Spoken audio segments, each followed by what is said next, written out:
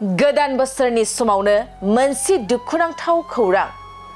गोदान बोसोरनि समावनो बरगाव गामिनि बिलास गयारीनि न'खौ हाग्रानि मैदेरा फैनानै गाग्लोबलांदों।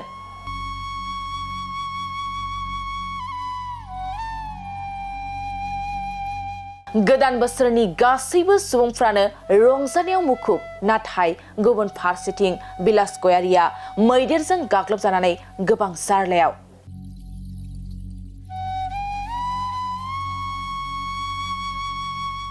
नंगौ, कक्लाबारि बियाबनि सिङाव थानाय बरगाव गामिनि बिलास गयारीनि न'खौ थांनाय हरनि 12 बाजिसोआव हाग्रानि मैदेरा फैनानै थाग्रा न'नि इन्जुरखौ बोदलाबलांदों।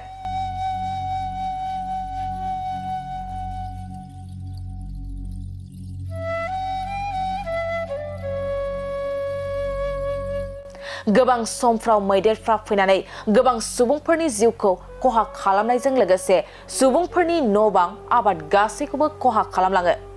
थिग बेबादिनो दिनैबो गोदान बोसोरनि समावनो हाग्रानि मैदेरा फैनानै बिलास गयारीनि न'खौ गाग्लोबनानै गोबां खहा खालामलांदों। नाथाय खाफाल मोजांनि बे जाथायजों न'खरनि रावबो सुबुंनि जेबो खहा जायासै। बेखौनो खौरां मोननानै कक्लाबारि बियाबनि एमएलए मन्टु बर'आ बिलास गयारीनि न'आव थांनानै खौरां लाहैनायजों लोगोसे रां अनसुंथाइ होबोदों बिथां मन्टु बर'आ।